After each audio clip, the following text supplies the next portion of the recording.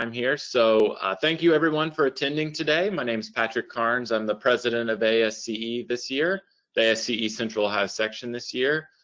We're glad to have you for our December luncheon, the City of Columbus update. So first, just a couple quick announcements here. This is our last event for the year, but we're already, on to planning for January 2021 here. So our next luncheon will actually be a dinner meeting, our traditional January dinner meeting with the Ohio University and Ohio State student chapters. That is planned for the evening of January 21st, beginning at approximately 6 p.m. Representatives from the OSU and OU student chapters will give everybody an update on their past year. And then after that, we're going to get a presentation from EMH&T on the Cannon Drive levee project right there at OSU along the Olentangy. So should be a very interesting presentation, and it'll be nice to hear what the students have been doing in this anything but typical year for them, I'm sure. So be on the lookout for an invite for that. All right, I think that's really all I had for announcements. Again, just moving forward, just as a reminder to everyone, please make sure that you have your mics muted, and then update your name to make sure that we have your full first and last name so that we can keep track of who's attending for PDH purposes. So if you would, please do that. And we're also recording this. It'll be posted to our YouTube channel after the event if you want to go back and reference anything. So without further ado, we're going to get to the speakers. We're going to start today with Jim Miller, the Design and Construction Section Manager for the City of Columbus Recreation and Parks Department.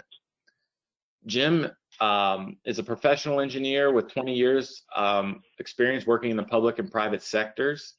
The first half of his career was spent in the private sector, delivering projects that required a technical focus on construction management, bridge, roadway, and traffic engineering.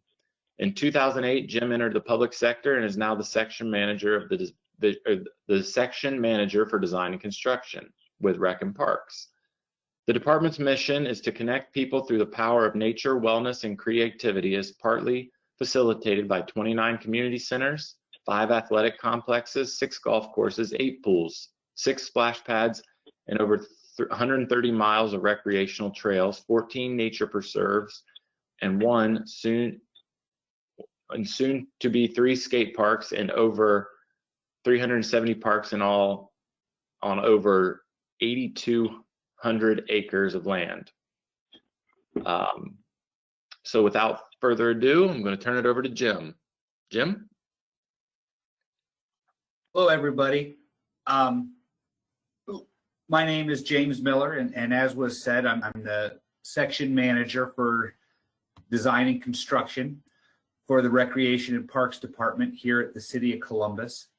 And when I was here last year, I looked out to the crowd and I said, who here, is a contractor, or who's a consultant, or who's a public employee? Just got a show of hands. I don't know how I'm going to do that this year, but I'm gonna kind of talk as if the majority of the crowd that you're all consulting engineers. If you feel like I've brushed over something that doesn't incorporate your realm, just speak up and let me know, because one of the things about recreation and parks that I wanted to bring to everybody's attention last year, and I will say I started off with presenting our general engineering contract, which was something that the department had never done before. And for our general engineering contract, we got about 35 submittals from engineers who wanted to provide construction management services, and for engineers and architects who wanted to provide design services. After that meeting last year, and after the first 2 years of that general engineering contract, we sent out an RFP this past July for the same services: general engineering, general mechanical, electrical, and plumbing services, and construction management. And we had over 102, I think we had 102 submittals from a various group of firms all over the state, all over the city, and it was a tremendous turnout. And it made me feel really good, because the message that I delivered to all of you last year was that Recreation and Parks has a very diverse capital improvement portfolio. It involves parks that need drainage work. It involves trails that need asphalt and pavement work. It involves bridges that need structural work. It involves facilities that need architecture, mechanical engineering, electrical engineering, just every type of engineering that you can actually think of goes into our community centers, our rental complexes, and our athletic complexes. The associated site work, just anything and everything that goes into those projects. We have and still have a tremendous need from our consultant community to help us deliver all of our projects that we have planned here in the near and far future. So I'm going to take over as presenter now, and what I'm going to share with everybody is just our capital improvement plan for the 2020 funds. And what's interesting about the city of Columbus, and it's something that I still myself struggle to wrap my brain around, when we sell bonds and when we actually get the money from the bonds, it's at the end of the year. So when you see my spreadsheet and you see a column here that says 2020 CIB, you see my cursor there moving right up and down. That money is being made available to us in January. So all of the projects that we start in 21 are paid for from money that was obtained in 2020. So when you look at these years, if you see a 2020, the money came in 19, but the project's the money came in 20, but the project's being executed in 21.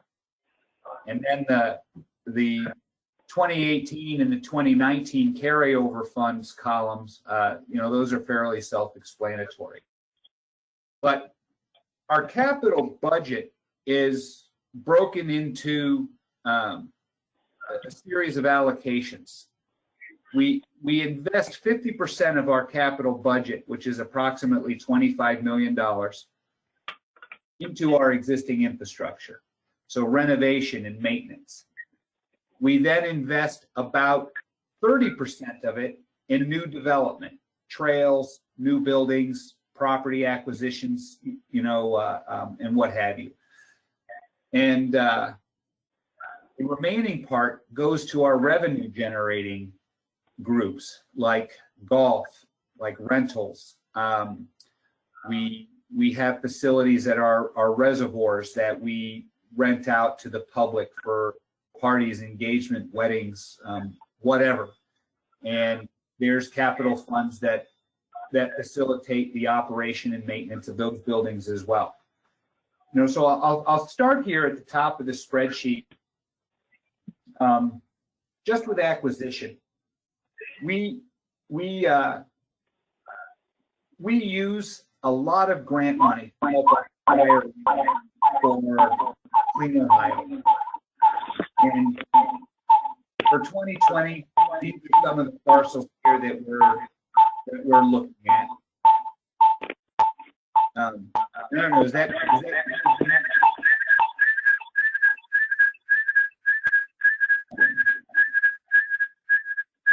so we're looking at about $1.1 million in acres of land for 2020. And when we move on to the new development section of our capital budget, we're looking at an expense of about $7.2 million And some of these projects, these trail projects, the Agler Road Connector, these projects on Big Walnut and the Owen-Tangi Trail, these downtown connectors, almost all of these projects happen in the right-of-way, and they're drawer-e. And the funding sources come from all kinds of different places.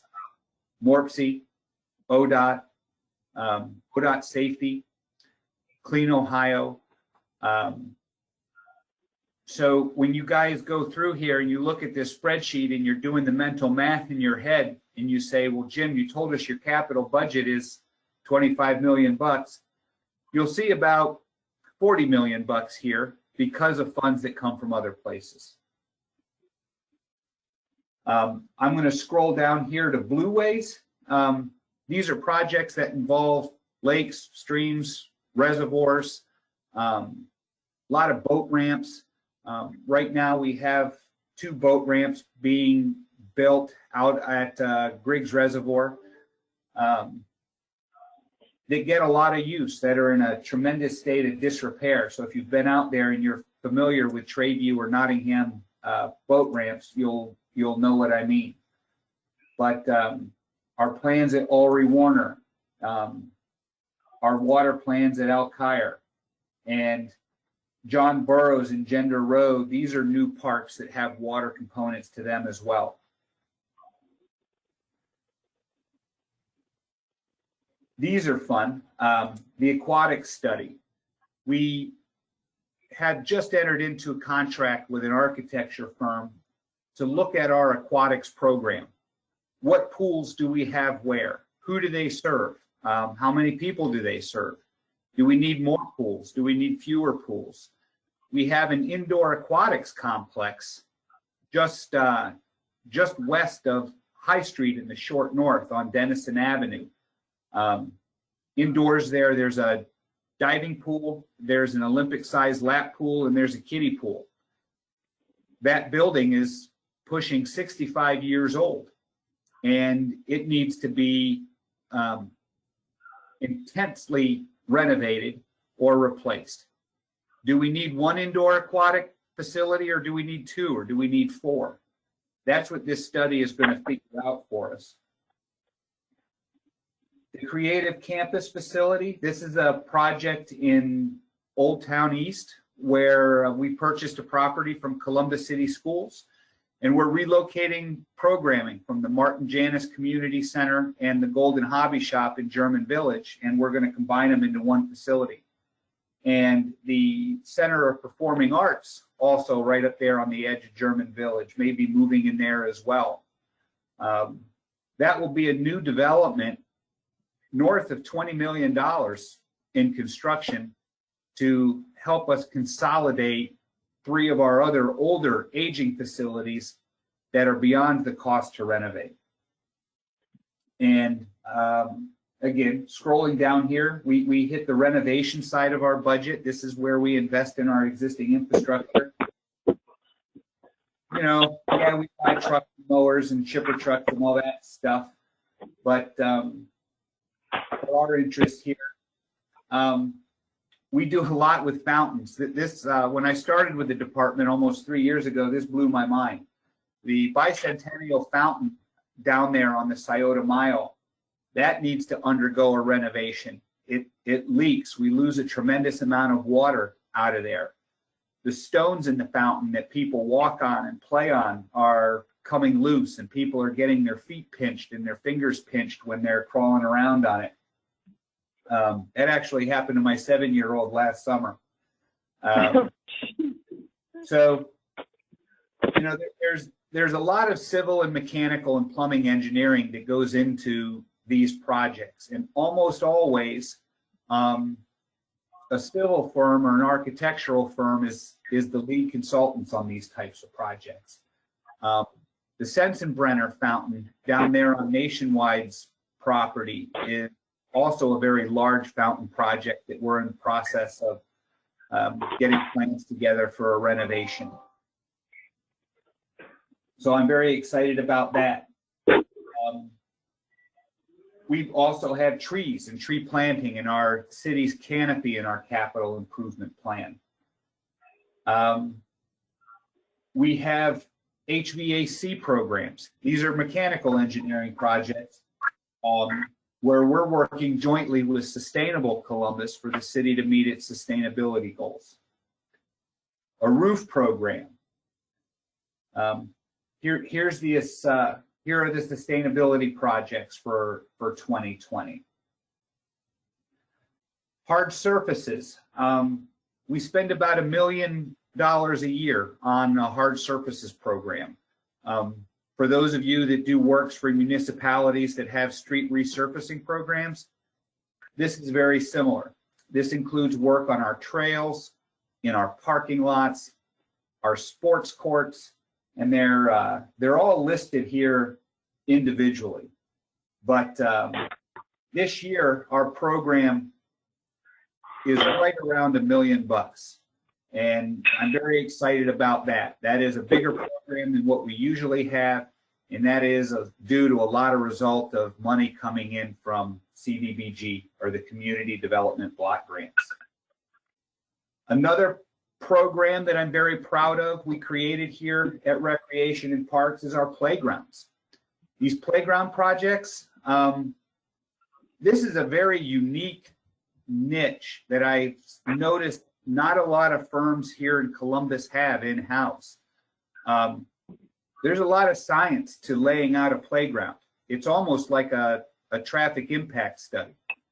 You've got kids that are 5 to 12 running around, and you've got kids from 2 to 5 that are running around. You need benches for parents and grandparents to sit on so they can watch their kids.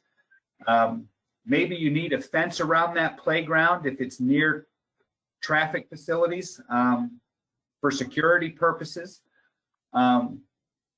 Drainage is a big issue on these playgrounds, and also sustainability. You know, we have to be able to maintain them. We need to find equipment that doesn't break, that doesn't require a lot of replacement parts. Or if there are parts needed, you know, they're readily available. But we have nearly a $2.5 million playground program for 2020 that I'm very excited about.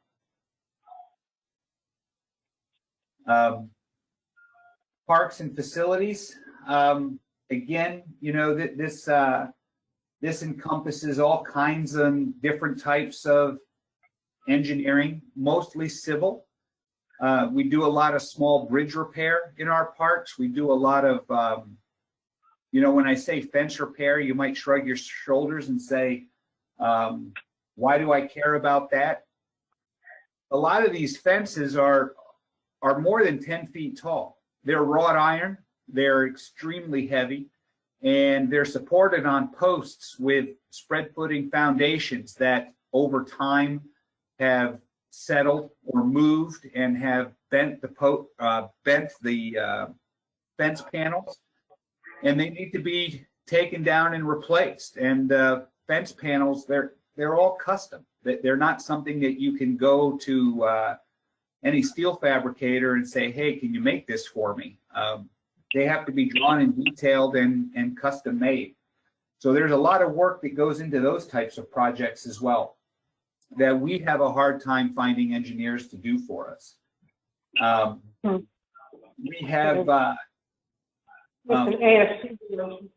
We have two really exciting swimming pool projects this year where we've budgeted $500,000 a piece to design a pool replacement at our Glenwood swimming pool and our Windsor swimming pool. The Glenwood pool here is funded with CDBG money, but that's $1 million in engineering fees for somebody who knows how to do a swimming pool. Kitchen renovations, loading docks, water line, you know, and when docks are interesting projects for us too. If anybody's been out to the Mud Flats, you know that the boardwalk out there is in a state of disrepair and needs a lot of attention. Hayden Falls over there by Griggs Reservoir has a beautiful wooden staircase that takes you down to the waterfall that needs to be replaced. A lot of really cool engineering projects, again, that 2 years ago I shared that a lot of engineering firms knew that recreation and parks had this type of need or diversity of projects. And when I received over 100 RFPs for our general services, I was really encouraged to see that people are starting to recognize that recreation and parks has a lot of the same needs that my colleagues in public utilities and public service have. The application's different, but the engineering behind them is all very similar. We're expanding our maintenance facilities. We're expanding our athletic complexes. We're expanding recreation centers. Our programs are growing with our population, and that too is generating the need for all of these capital improvement projects. Our golf courses are exploding. If there's anything that has been positive about COVID, it's amazing how many more people are out golfing during the day when you're supposed to be in your remote office working, right? Are there any engineers out there who golf? I'm not sure. But we're spending a lot of money renovating our golf courses, improving drainage on our fairways, improving cart paths. If anybody, I know the Engineers League played out at Champions Golf Course this past summer. There's a brand new facility right there that's opened up with a wonderful catering company, wonderful place to eat. And I understand for the 21 golf season that the liquor license out there will be in place. Again, not that anybody cares substantially, but I just thought it would be worth mentioning. And so, you know, again, I don't want to bore you with every single project that is on this CIP, but I want to reiterate to everybody that recreation and parks, not just for the city of Columbus, but whatever city your firms work in, wherever you are across the country, Recreation and Parks Department have a extraordinarily large need for civil, mechanical, and construction management type firms, and quite often don't have staffs that know how to utilize the services that are out there and available to them. And that is one thing that we've overcome here at the City of Columbus. And one thing that I want all of you to take out of my presentation today is just that our needs touch everything. And we're very thankful that all of you are here in the City of Columbus to help us fulfill those needs. Because I do have to run out of here, I would be welcome to open the floor to any questions. And in the meantime, I'll put up one of our playground projects here on my screen. This is at the new Linden Community Center that's going to open and go live on February 1st. So does anybody have any questions?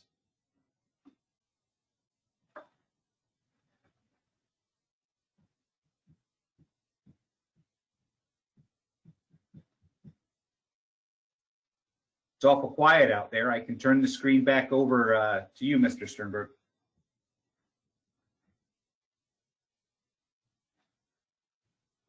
Well, thank you very much, Jim. This is Patrick again speaking. We want to thank you for your time today. I know you're busy and do have to run out of here, but thank you very much, and want to wish you Merry Christmas. Thank you, and have a happy holidays to everybody. Yes, thank you. All right. Next up is Rob Priestas, the Assistant Administrator with the Division of Sewerage and Drainage. Rob's responsibilities include assisting with the management of the city's 2 wastewater treatment plants, biosolids compost facilities, sewer maintenance operations center, pretreatment program, stormwater regulatory compliance, and all stormwater and wastewater engineering function. The division consists of approximately 450 employees with an annual operating budget exceeding $270 million, including capital debt service, maintenance, and operations. And with that, I'll turn it over to you, Rob. Thanks. All right, thanks for the introduction, Patrick. Appreciate the opportunity to be here today to speak with ASCE. I'm just going to be giving a quick presentation, a general overview of the Division of Sewers and Drains, our consent order, touch a little base on a wet weather response event that we had earlier this year, and a few of our upcoming RFPs. So as I mentioned, just a quick agenda. We'll do a quick overview of DOSD, a quick run through of our consent order and our update, a COVID wet weather response we had earlier this spring, and several of our RFP CIPs coming up. Just a quick overview, Division of Sewers and Drains. We've got a 5-county treatment area. We have 2 treatment plants, Jackson Pike, which is 150 MGD peak treatment capacity, and Southerly, who is at 330 MGD. And we'll talk a little bit more later on in the presentation about a project we completed last year, our SEP project, which added an additional 110 MGD capacity at Southerly. Lastly, we've got our composting facility that helps us get rid of pretty much all of our biosolids. So quick overview, a little more on the collection side. We've got just over 6,500 miles of sanitary combined and storm sewer pipes out in our collection system, 17 pump stations, 15 storm pump stations, and 5 air quality control facilities. One of our largest asset that probably is not well known, or may be more well known than others, is our Franklinton flood wall. So that area, that is a major asset for the Division of Sewers and Drains, and definitely comes into play when we think about wet weather response and us ensuring we establish that line of protection for the Franklinton area. Just a brief overview on our consent order history. 2002, we had our SSO consent. 2004, we had our CSO consent order. And in 2005, we combined both of those orders and developed our 2005 wet weather management plan that was submitted in July of 2005 to the agency.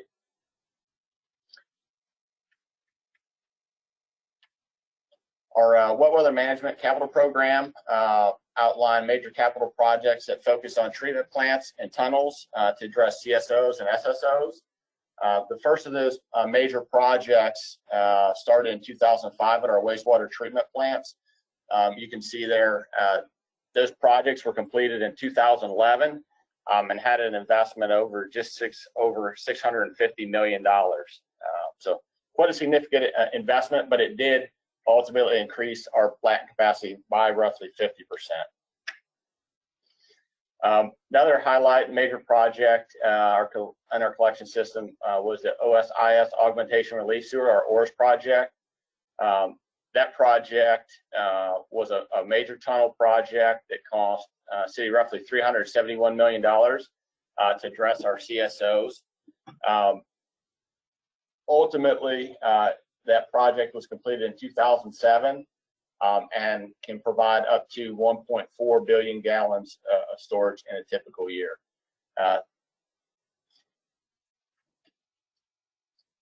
Blueprint Columbus.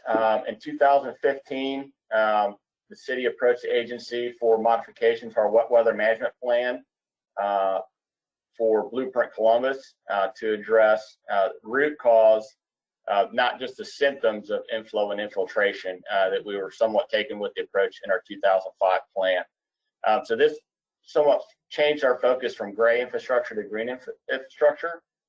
So that allowed for us to move forward with our Blueprint Columbus. As we started to get into our Blueprint Columbus plan and schedule, originally our plan was to have those projects completed in 2035. We quickly realized that that was going to be a very difficult task given the magnitude, scope, and resources necessary to move Blueprint forward. So we worked with the agency in 2018 to extend that deadline to 2045. So again, our blueprint plan, core changes from the wet weather management plan. Blueprint neighborhoods took a 4-pillar approach. So we have our green infrastructure, roof redirection, voluntary sump pump, and lateral lining. We also added in our SEP project, or chemically enhanced primary treatment, that I mentioned earlier in the project. Our lower Olentangy tunnel, our lot project, and real-time control.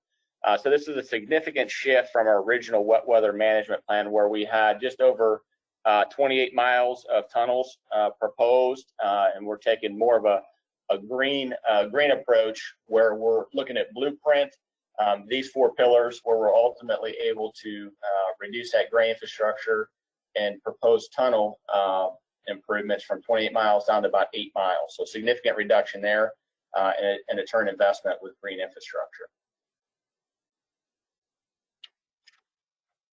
Just a quick update. Blueprint Clintonville 1 was our first blueprint project.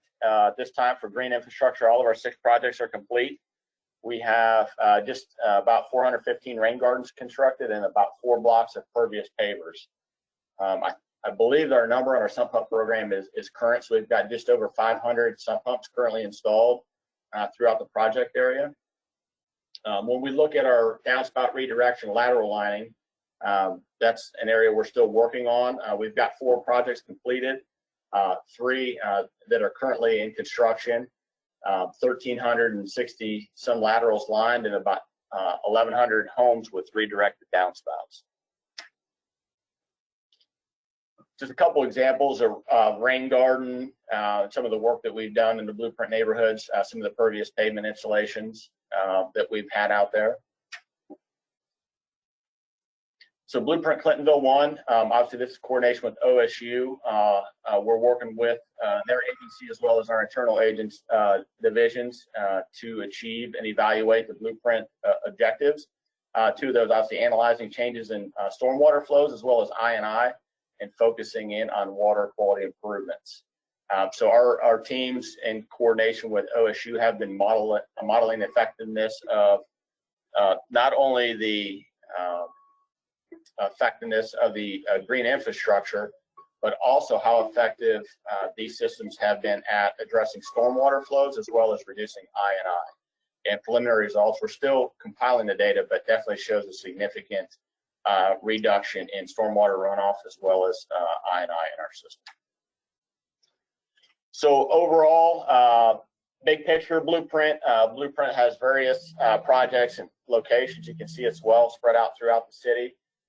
We're showing, Clintonville, first one, Linden, Hilltop, Miller Kelton, West Franklinton, 5th by Northwest, and Near South, and James Livingston. I think all of these, to some degree, are in some phase of design or construction.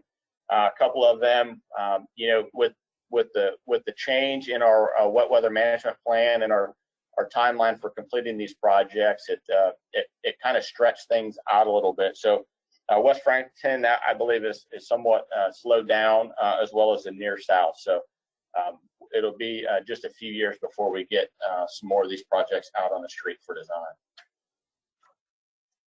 So I mentioned the chemically enhanced primary treatment. This was completed at our Southerly wastewater treatment plant. This project added on an additional 110 MGD of high rate treatment for our plant to assist during wet weather events. So we were actually able to complete that project by our consent order deadline of November 2019. Our CSO program, it still has a completion date of July 1st, 2025. A major component of that is our lower Olentangy tunnel project to address CSOs and SSOs. It's just over a 3-mile tunnel project. It's 12-foot diameter, will provide us about 40 million gallons of storage, I believe.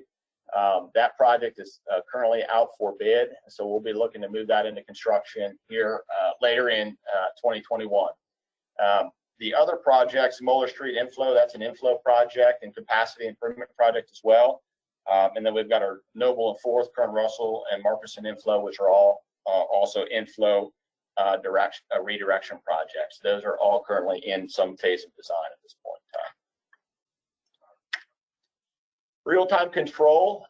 This is something we're still working on. I believe we began this endeavor about 5 years ago, and I guess the best way to explain this is a Waze or a navigation system for our sewer system.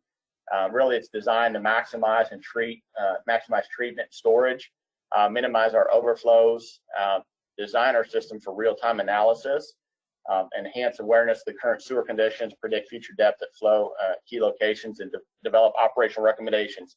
It's been pretty impressive. This is something we've had in place, and to see how these models have come together. We've got several flow monitoring devices out in the system that help calibrate and really confirm our real-time control predictions for wet weather events. So it allows our staff to be prepared and be there to address these wet weather events when they do occur in our plants. Overflow performance, you can see this outlines plant bypass and overflow from our DSR 83 ores and Whittier storm tanks. You can see over the last several years, you can see on the top graph, the blue bars indicate rainfall, and then we've got our treatment total overflow on the bottom. So as you can see, significant reduction in total overflows within the last 8 years. I think the outlier when you look at this information is 2018. But if you recall, that year was actually one of the, if not the wettest year we've had on record, and we set a record for treatment there. So we had significant, even though we show an increase in overflow, we set a record for actual flow treated in a given year. COVID-19 wet weather response. Obviously, we're all aware this virtual environment we're in today, the current pandemic and the challenges that that's created for our workforce. Back in March and May of this year, right at the onset of the pandemic, Central Ohio experienced, a couple of extremely significant rainfall events. You can see it might be a little tough to see, but the upper right graph that shows Central Ohio.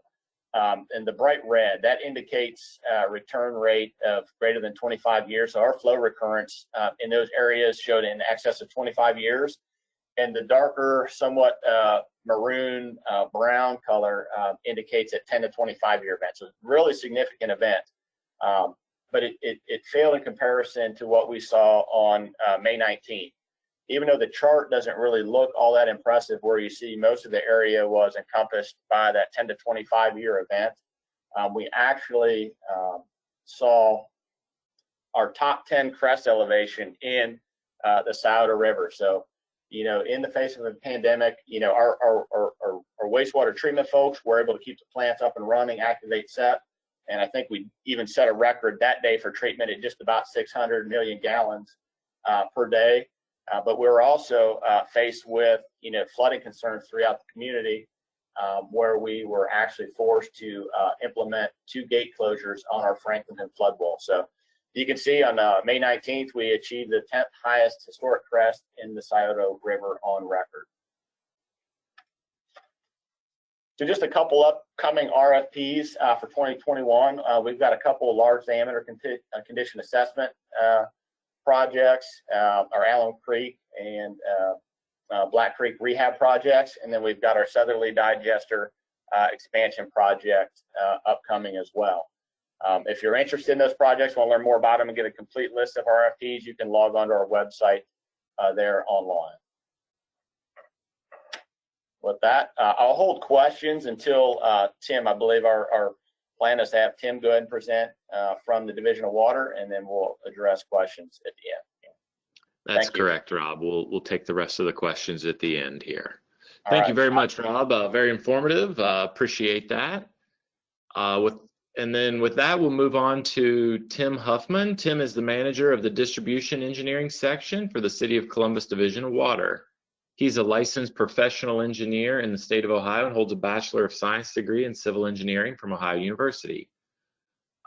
He worked for 6 years as an engineering consultant, designing and managing various private and public projects. In 2003, Tim moved to the public sector and became employed by the City of Dublin. And then in 2006, Tim moved to the City of Columbus Division of Water. Tim has managed projects varying from water line replacement to booster station and water storage tank construction. In 2014, he was promoted to the manager of the distribution engineering section, where he is responsible for the CIP planning and operations of the distribution system. With that, I'll turn it over to you, Rob. Tim, thank you. Thanks, Tim, John. I apologize. That's all right. That's okay. Hey, thanks everyone. This is great to be able to present here to the ASCE. I appreciate the opportunity, and got quite a few names I recognize on the screen, but hopefully I can give you something new today about the Division of Water.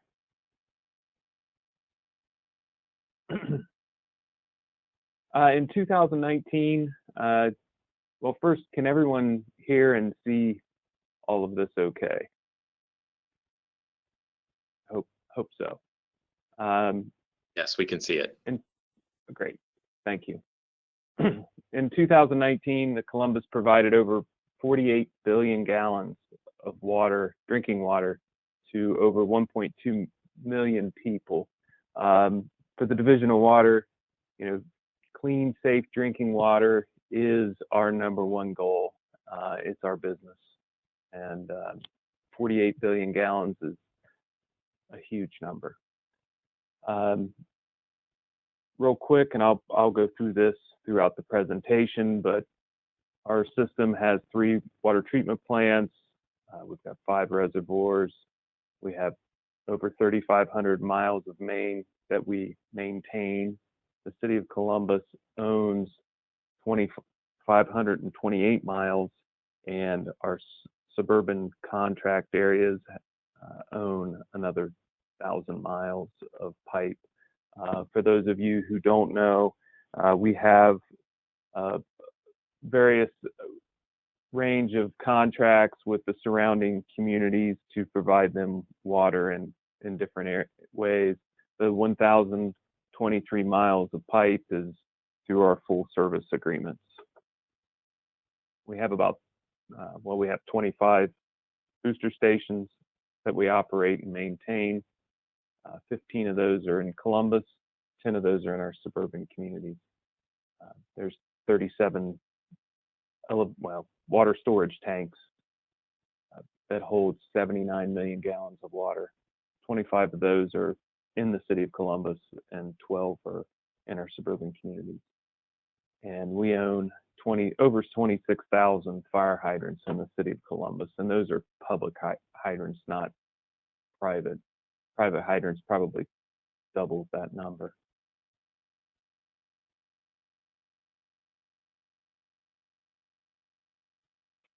Okay, this is a little overview of our water system for the supply side.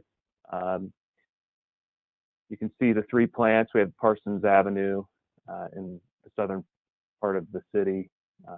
Dublin Road water plant is in the central part of the city, and then HUFFMAN is in the northeast part of the city. We have most of the reservoirs are within central Ohio, but we do have the John R. Dowd Upground Reservoir, which is about 31 miles north of Columbus.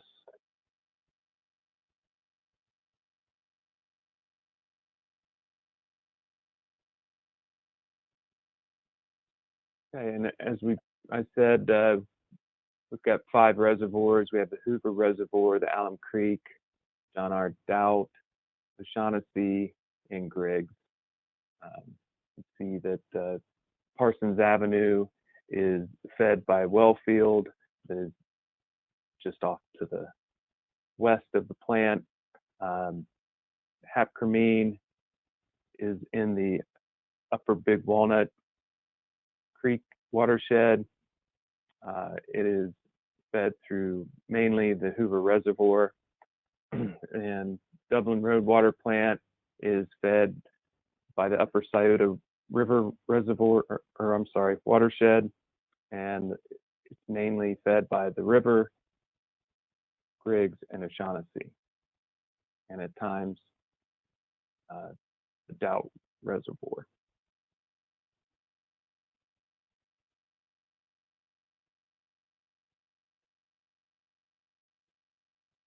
And this gives you just a quick little map of our system. We're in parts of Licking, Delaware, Union, Pickaway, some Fairfield, and obviously Franklin County with our distribution system.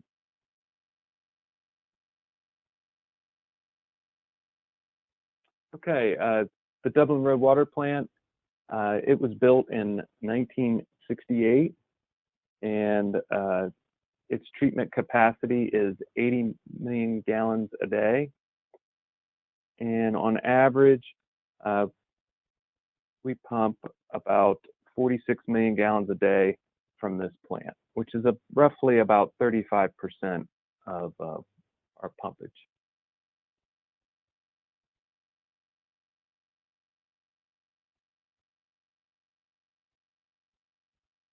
So, sorry about that. I'm trying to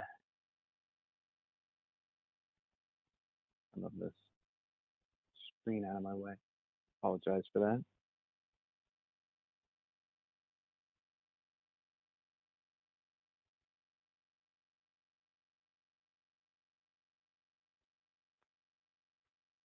Okay, Griggs Reservoir it was constructed in 1905. It has a volume of 1.4 billion gallons. It is in the Scioto River. It's a on-stream reservoir, and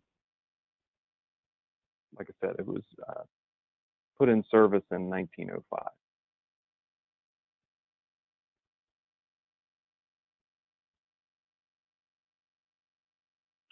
Next is the O'Shaughnessy Reservoir. It was put in service in 1925. This dam also includes a hydroelectrical facility. And it is again an on-stream reservoir on the Scioto River.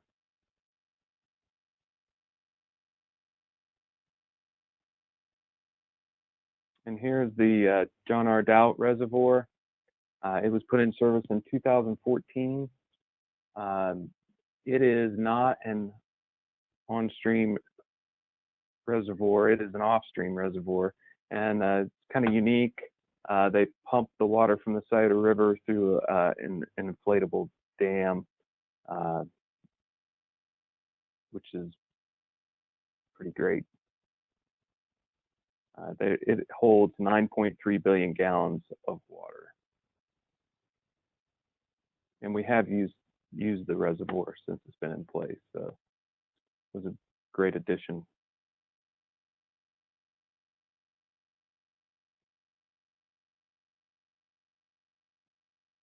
Okay, next is the HUFFMAN water plant.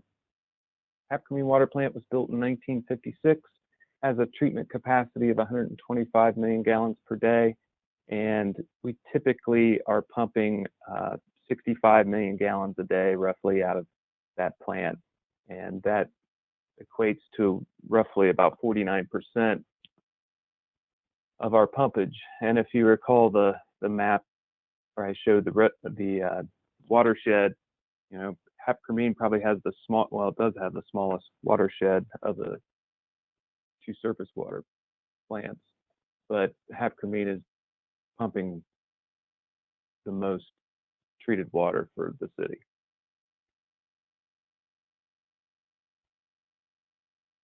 Here's the Hoover Reservoir. It was put in service in 1955. It's an on-stream reservoir. It's approximately 5 miles upstream from the plant.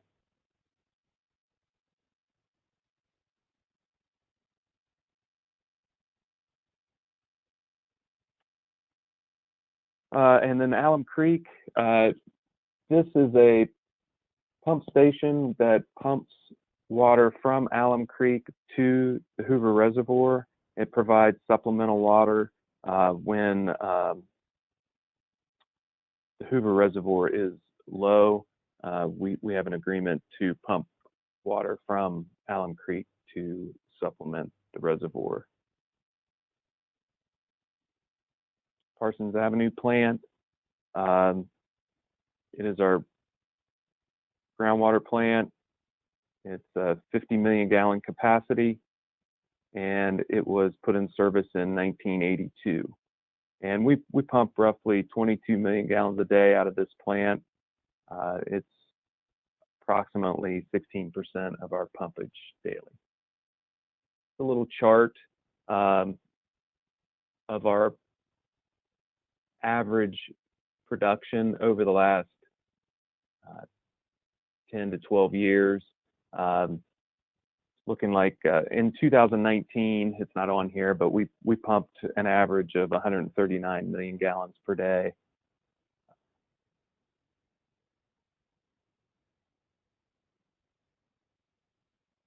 So our capital drivers, planning, which is an essential part of our framework for our CIP. We always do our best to plan, and it reduces our risk within the system, not only on the supply side, but with the distribution side of the system. Water quality and regulations continue to drive improvements predominantly in our treatment plants, but we also have upcoming regulations that could push more improvements on the distribution system as well. Water demand and capacity, as the city grows, in the next 20 to 30 years, they're anticipating another 1 million people in Central Ohio, and that increases demand on the system. Resiliency and reliability.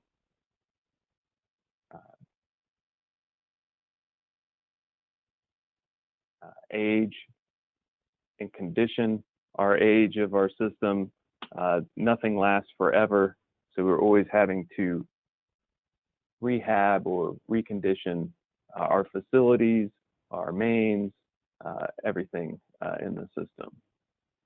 And then residual management is a huge item that is hitting our capital investment right now as well. A little picture graph of our last 10 years of investment. You'll see that predominantly our investment has been on the supply side. There's been a consistent investment in the distribution system, mainly in rehab and replacement of our grid mains that cause basically most of our maintenance in the system.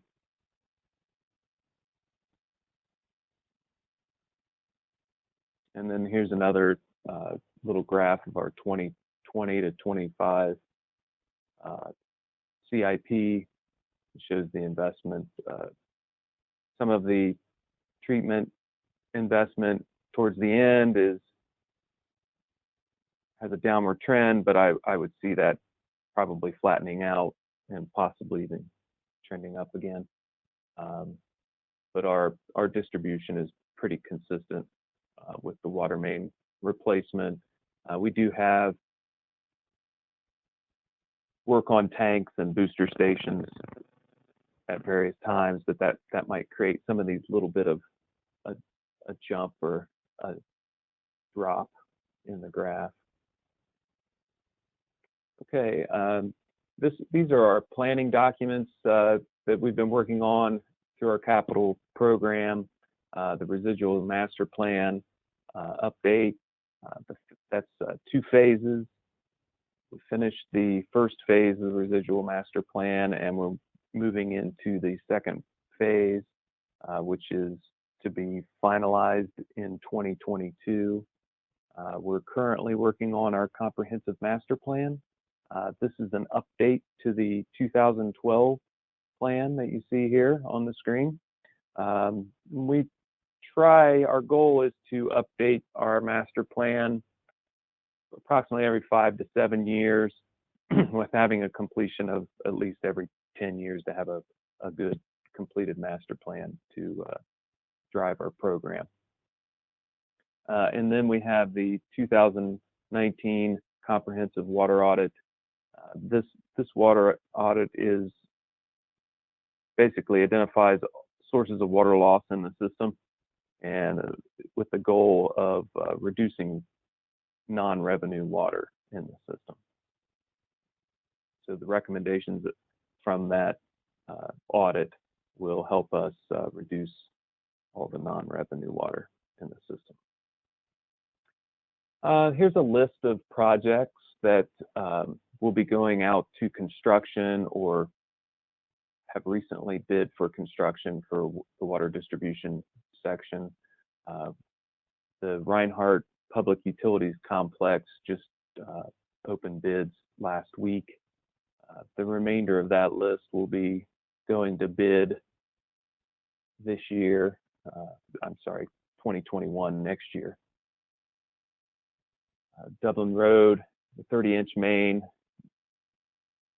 goes up through the city of Dublin. We're teaming with Department of Public Service on this Hudson Street project, installing a 24-inch main. We have some various large diameter valves that we're replacing in the system that are broken or inoperable. And then we're also replacing a 20-inch main in Olentangy with this 24-inch. This is the phase 2. Phase 1 and 3 have been constructed. This is the last of that project, and it goes from, all 3 phases go from Lane Avenue up to like Turkey Run on Olentangy River Road. And then of course we have our rehab and replacement projects. We have a various number of projects that continuously go to construction on that. This is a little chart that shows you the investment we've made over the years. Beginning in 2004, we've really started to ramp up our program, and it really hit stride probably in 2008. And it's been continuing to grow. We have some future investments over 30 million, but I would anticipate that through the years, 25 to 30 million a year investment is more than likely what our rehab and replacement program will be. And this is the replacement or rehab of 6-inch, 8-inch, 12-inch, and 16-inch mains.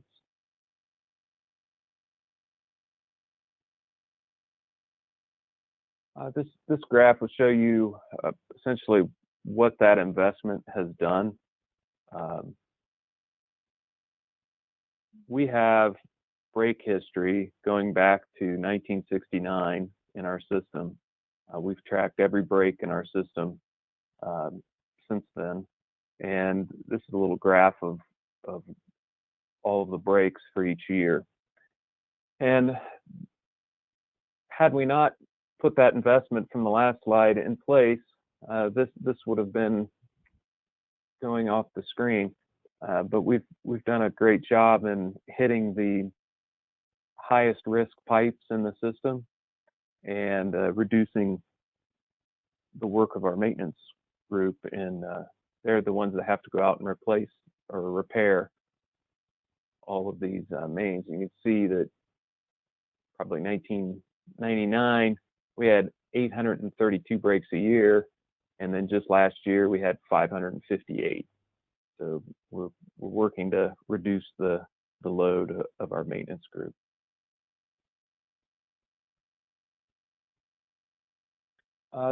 These are some projects, and I'm not going to go all through the list for the sake of time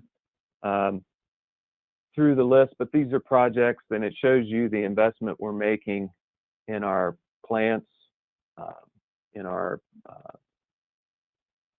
water supply, our residual. We've got this HUFFMAN sludge line. We've already replaced Dublin Road sludge line.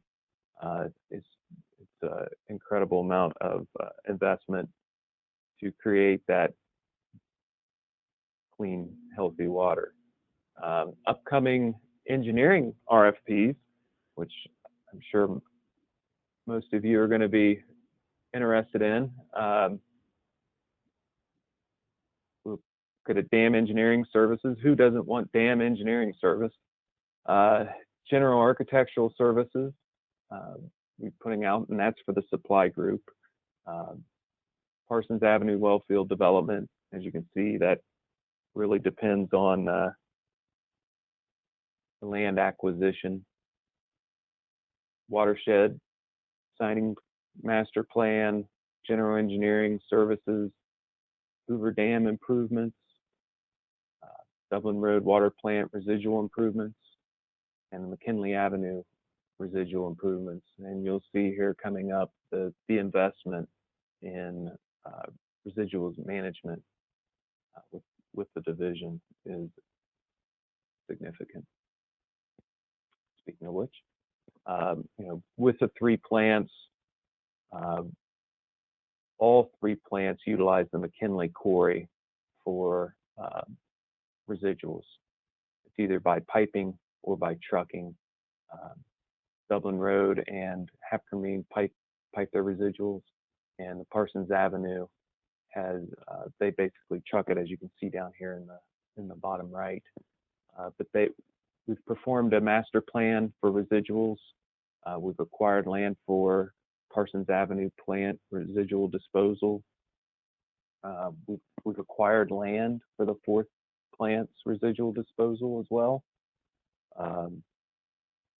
And we have some projects coming up on improvements for Parsons Avenue.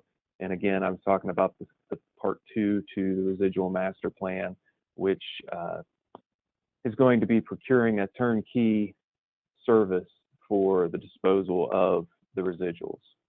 And that's coming next year. But it is a significant investment. And as you can see here, $120 million in our capital investment and another $65 million in our operating costs for the division.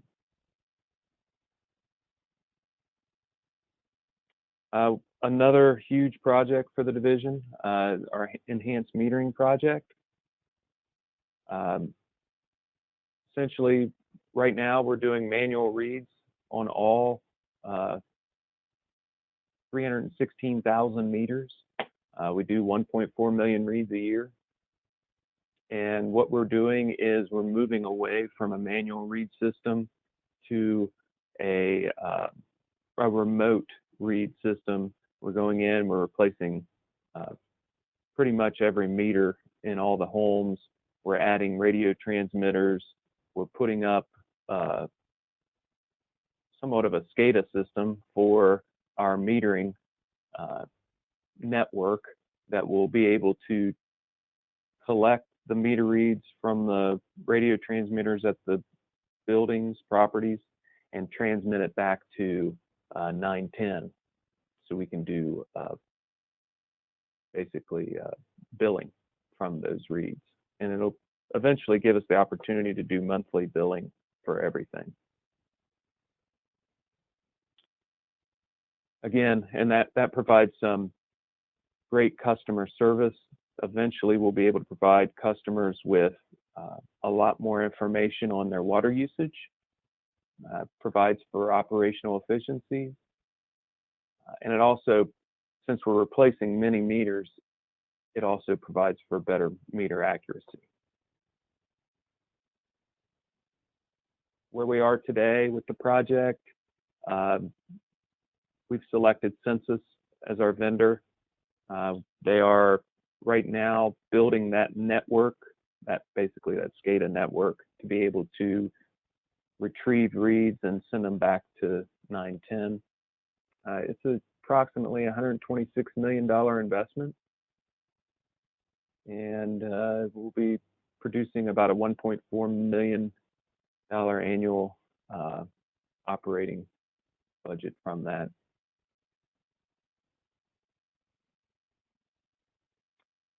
Future challenges for the Division of Water. Like I said before, that increased growth of Central Ohio, what it's going to create with the demands may require us to build that fourth plant that is on the horizon. Possibly need to build additional upground reservoirs. We do have more land in the area of the Doubt Reservoir to create more reservoirs. Residual management, developing a diverse strategy to manage all of that. It's a huge challenge for us. What future regulations are coming are lead and copper, PFAS, algotoxins. All three will certainly add to our capital costs.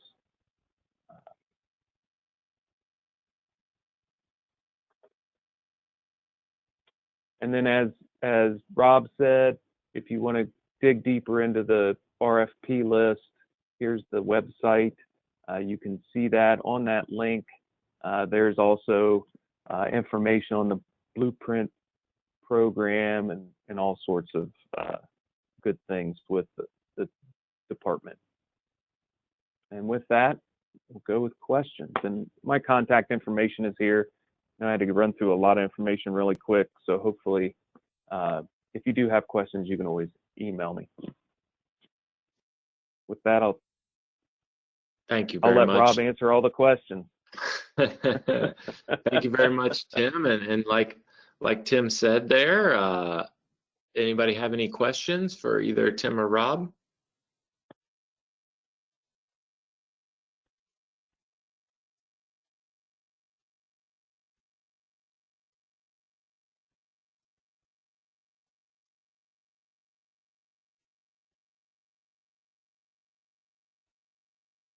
Well, it looks like even in your short time, you guys were able to answer all the questions. Silence is golden. That's right. So, well, again, on behalf of ASCE, I want to thank you guys again. We do appreciate your time today. Everybody else, be on the lookout for PDH certificates coming into your inbox in the future here.